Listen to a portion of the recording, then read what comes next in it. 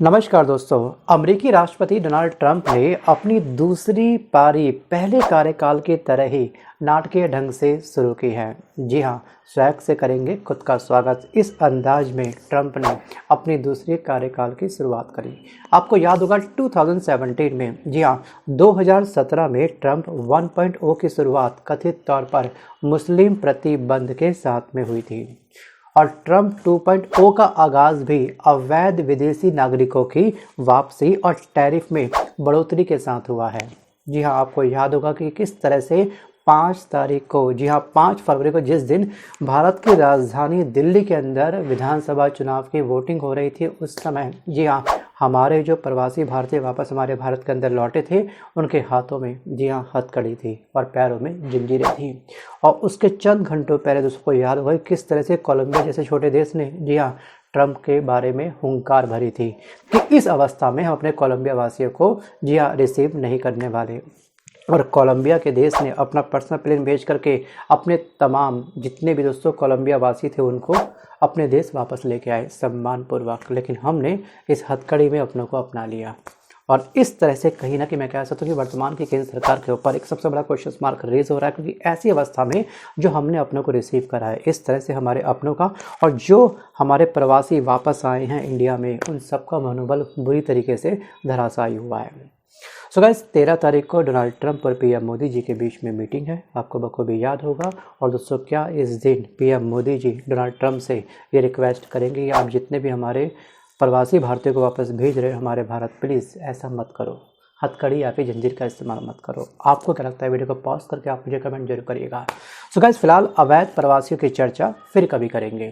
अभी बात करते हैं दोस्तों एक ऐसी एजेंसी के बारे में जिस एजेंसी ने, यहाँ पे हम कह सकते हैं कि ट्रंप ने इस एजेंसी के माध्यम से वैश्विक स्तर पर जो चिंता की जो तपिश है उसको और भी अधिक बढ़ा दिया है। जी हाँ, उस एजेंसी का नाम है USAID।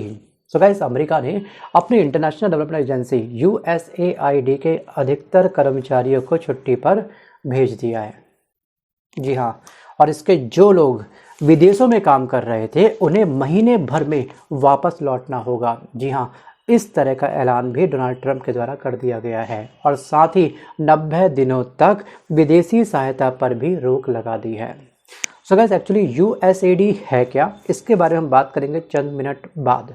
सो गाइस, USAID की शुरुआत हुई थी 1961 में, 1961 में हुई थी और इसका मकसद था कि जो शीत युद्ध हुआ था, जी हाँ, इसका मकसद शीत युद्ध के दौरान विकासशील देशों में अमेरिका की सॉफ्ट पावर को बढ़ाना था और 130 देशों में ये एजेंसी जो है जी हाँ काम कर रही है। पूरे वैश्विक स्तर पर दोस्तों इस समय 195 कंट्रीज़ हैं। जी हाँ, 130 देशों में इस समय USAID की संस्था है। ये एजेंसी दोस्तों व्यापक स्तर पर पूरे वर्ल्ड में फैली हुई है और 130 में से ये एजेंसी दोस्तों स्वास्थ्य पे काम करती है, स्वास्थ्य सेवाएं देती हैं उन तमाम कंट्री के अंदर, जो आपदा राहत होती है उससे निजात दिलवाती है इन तमाम कंट्रियों के। और साथ ही साथ दोस्तों ध्यान रखना कि गरीबी जो उन्मूलन है, जी हाँ, गरीबी उन्मूलन जैसे क्षेत्र में भी ये एजेंसी काम करती है। हालांकि दोस्तों वहाँ की एक लोकल कोर्ट ने कर्मचारियों को हटाने पर जी हाँ रोक तो लगाई है, लेकिन डोनाल्ड ट्रंप का यहाँ पर ये तर्क है कि सरकारी फिजूल खर्ची बहुत बढ़ चुकी है इस एजेंसी के माध्यम से कि हम 130 देशों को सपोर्ट कर रहे हैं। कहीं ना कहीं हमारा जो सॉफ्ट कॉर्नर है वो हमारे स्वयं खुद के देश के लिए कहीं ना कहीं खतरनाक साबित हो रहा है। हम फाइनेंशियल क्राइसिस से जूझ रहे हैं और ट्रंप सरकार में धनबल से आए अरबपति एलन मस्क USAID को वामपंथी विचारधारा का अड्डा बताने में लगे हुए हैं शुरुआत से अब तक।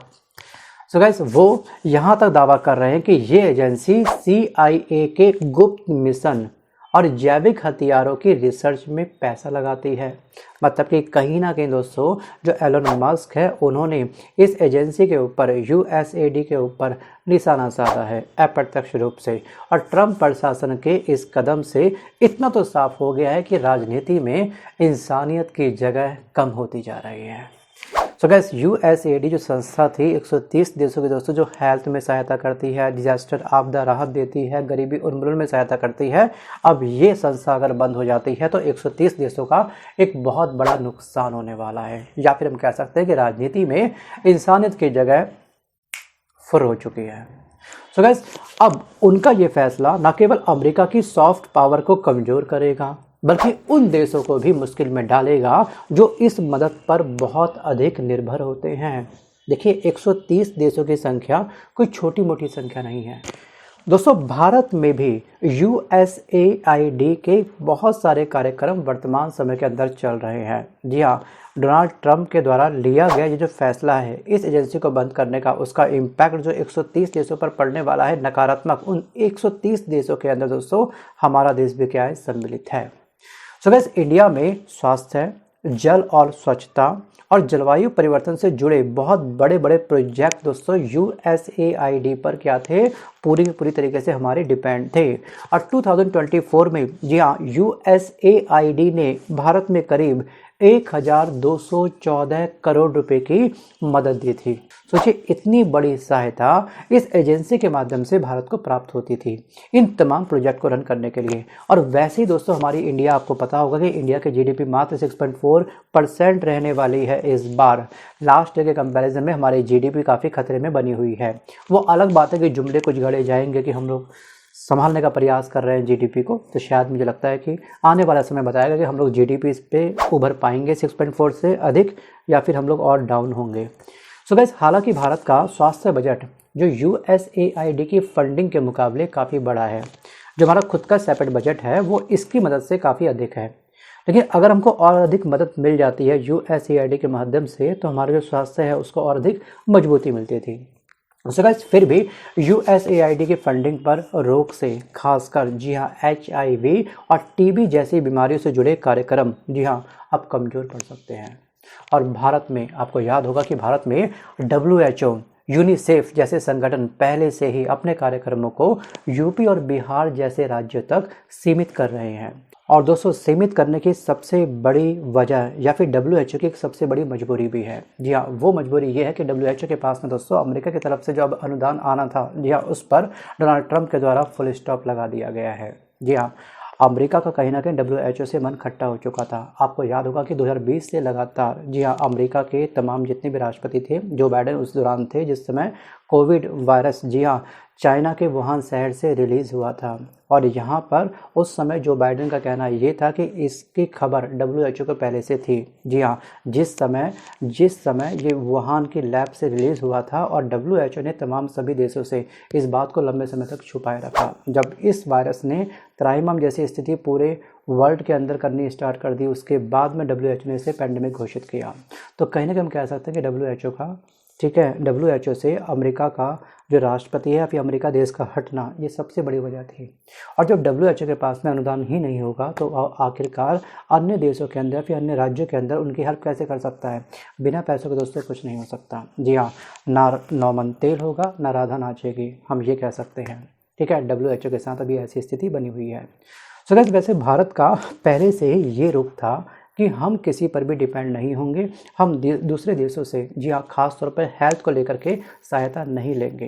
दोस्तों, कोविड में हमारा वैसे जो हेल्थ विभाग था बुरी तरीके से धराशायी हुआ था। जी हाँ, ऑक्सीजन सिलेंडर तक भी ब्लैक में मिल रहे थे, जिसके रेट कई हज़ार कई लाखों तक पहुँच चुके थे।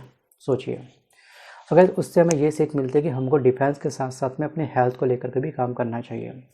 लेकिन दोस्तों, USAID की मदद बंद होने से जी हाँ जो योजनाएं प्रभावित होंगी, सरकार को उनके बारे में भी सोचना होगा कि हम बिना पैसों के, बिना मदद के जी हाँ कैसे उसको रन कर सकते हैं। इसके अलावा भारत के बहुत सारे मुद्दे हैं, जैसे कि महंगाई हो गया, बेरोजगारी हो गया, महिलाओं के ऊपर अत्याचार हो गया, या फिर राज्य के अंदर जनजातीय हिंसा जो बढ़ रही है। मैं बात कर रहा हूँ दोस्तों मणिपुर के बारे में, जी हाँ, या फिर मैं बात कर रहा हूँ दोस्तों मैं किसानों के MSP के बारे में जो खनौरी बॉर्डर पर लगातार तैनात हैं। मैं बात कर रहा हूँ दोस्तों युवाओं के बारे में जो जॉब के लिए इस समय तरस रहे हैं। हज़ारों वैकेंसी के लिए, मतलब चुटकी भर वैकेंसी होती है, जी हाँ, मुट्ठी भर लोग कम से कम उस फॉर्म को फिल करते हैं।